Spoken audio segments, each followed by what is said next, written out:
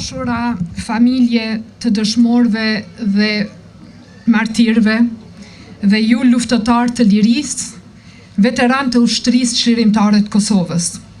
Shumë e nderuara kryetare kuvendit dhe ushtruese e detyrës së presidente zonja Albulena Haxhiu, i nderuar dhe shumë i dashur komandant Rustem Berisha, të nderuar përfaqësues të institucioneve, të kuvendit, të partive politike të Republikës Kosovës, ushtarë e oficer të Koshares dhe ushtrisë çlirimtare të Kosovës në përgjithësi, familje të nderuara Ramadani, Çekaj dhe të gjithë ju të pranishëm. Jemi mbledhur sot në këtë vend të shenjtë jo vetëm për ta përkujtuar një betejë të madhe të luftës sonë çlirimtare, për të përkujtuar një nga ato momente pa të cilat historia jonë do t'ishte zhvilluar ndryshe. Sepse në Koshare nuk u zhvillua vetëm një betejë. Në Koshare u largua një herë e përgjithmonë ai guri i ndarjes që për dekada na ishte imponuar me dhunë. Në një luftë të pabarabartë, me një ushtri të armatosur deri në dhëmb, u godit një regjim që mendonte se Kosovën mund ta mbante të pushtuar, të nënshtruar dhe pa rrugdalje. Dhe u dëshmua se liria e këtij vendi nuk do të mbetej peng i asnjë kufiri të padrejtë dhe i asnjë pushtuesi sado i fortë ushtarakisht. Dhe pikrisht këtu qëndron pesha e saj morale. Në Koshare nuk pati vend për iluzione. Ata që hynë në atë betejë e dinin se po hynin në zjarr. E dinin se mund të mos ktheheshin. E dinin se liria nuk po afrohej si premtim, por si përballje.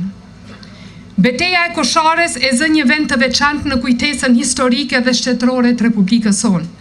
Jo vetëm për guximin e jashtëzakonshëm që u tregua aty, jo vetëm për strategjinë e rrallë ushtarake që çoi në fitore, por sepse aty u dëshmua se liria e Kosovës nuk po kërkohej më vetëm si e drejtë morale e politike, por po mbrohej dhe po fitohej në fushë betejë.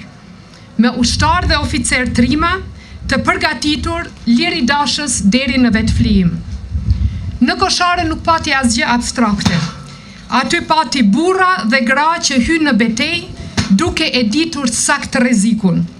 Aty pati jetë të reja që u vunë përballë vdekjes, jo nga dëshira për lavdi personale, por nga bindja se pa atë përballje, Kosova nuk do ta çonte rrugën drejt lirisë. Aty pati sakrificë të vetëdijshme. Dhe kjo është forma më e lartë e përgjegjësisë ndaj adheut. Dhe për këtë arsye, Kosharen nuk duhet ta kujtojmë si një epizod të izoluar.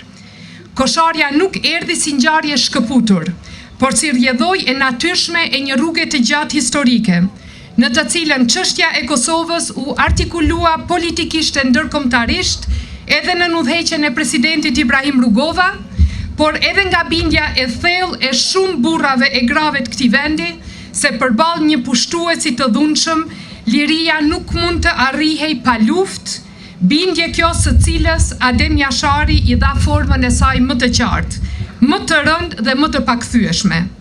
Dhe në Koshare, këto dy rrjedha të historisë sonë, pra vullneti politik për liri dhe gatishmëria për flijim në emër të saj, u takua në njërin prej faqeve më të lavdishme të luftës çlirimtare të Kosovës. Kosharen nuk mund ta kujtojmë as si një ritual vjetor që përsëritet me të njëjtat fjali. Kosharja të nderuar vëllezër dhe motra është pjesë e themelit politik dhe moral të Republikës Kosovës. Ajo na rikujton një të vërtetë që nuk duhet zbehur kurrë. Shteti ynë nuk është produkt i rastësisë, nuk është produkt i rehatisë, nuk është produkt i kompromisit me padrejtësinë. Është rezultati i rezistencës, i luftës së drejtë çlirimtare dhe i sakrificës së atyre që nuk e kursyen veten kur Kosova pati nevojë për ta. Dhe ky shtet, i lindur mbi një çmim dhe sakrificë të tillë, sjell detyrimin që të sillet me seriozitet ndaj vetvetes. Detyrimin që ta mbrojë sovranitetin e tij, detyrimin që ta ruajë të vërtetën historike të luftës sonë çlirimtare, detyrimin që të mos pranoj kurrë mjegullim moral midis agresorit dhe atyre që luftuan për liri.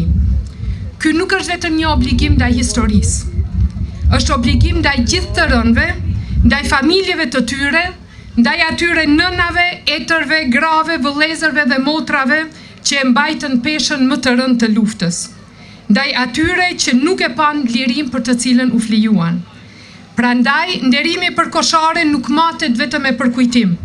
Matet me mënyrën si e mbrojmë Republikën, matet me mënyrën si i forcojmë institucionet e saj, matet me mënyrën si sillemi ndaj lirisë që na është lënë amanet, sepse liria nuk humbet vetëm kur sulmohet nga jashtë. Ajo dobësohet edhe kur harrohet nga brenda, kur banalizohet, kur trajtohet si diçka e vetkuptueshme. Dhe Kosharja na mëson të kundërtën. Na mëson se liria ka çmim, se shteti ka themel, se kujtesa nuk është zbukurim, por mbrojtje, dhe se emrat e herojëve dhe dëshmorëve nuk duhen përmendur për efekt fjalimi, por me vedijen se mbi atë sakrificë që ndron themeli dhe dinjiteti i Republikës sonë. Sot përulemi me respekt të thellë para Sali Çekajt, Agim Ramadanit, para të gjithë luftarëve dhe komandantëve të Kosharës, para secilit dëshmor të asaj beteje, secilit hero të gjallë të Kosharës dhe Republikës sonë, para secilës familje që pagoi lirinë me humbjen më të madhe. Por përkulja jonë nuk duhet jetë vetëm akt nderimi, duhet jetë edhe zotim. Zotim se nuk do ta relativizojmë kur luftën tonë çlirimtare. Zotim se nuk do ta lëm kur të zbehet e vërteta për sakrificën e Kosharës. Zotim se Republika do të ecë përpara me seriozitetin që kërkon historia e saj dhe me dinjitetin që e meritojnë dëshmorët e saj. Të gjithë juve që jeni të pranishëm, ju uroj në emër të Qeverisë Republikës Kosovës ditën e Kushtetutës, të Kushtetutës së dytë të Republikës Kosovës, dhe nuk ka vend më të përshtatshëm se sa Kosharja për ta festuar ditën e Kushtetutës, duke mos harruar që Sali Çekaj me shumë të tjerë Kushtetutën e parë të Republikës Kosovës, atë të 7 shtatorit, e vu në themel të punës së tyre politike, të punës së tyre institucionale sa ishin në Kosovë. Prandaj t'i përkujtojmë, t'i nderojmë dhe qofshin bekuar të gjithë ata që dhanë jetën për lirinë e Kosovës, qofshin të bekuar të gjithë ata që ruajnë kujtimin e tyre dhe e kthejnë në punë të përditshme për Republikën, qofti bekuar vendi ynë Republika e Kosovës. Faleminderit.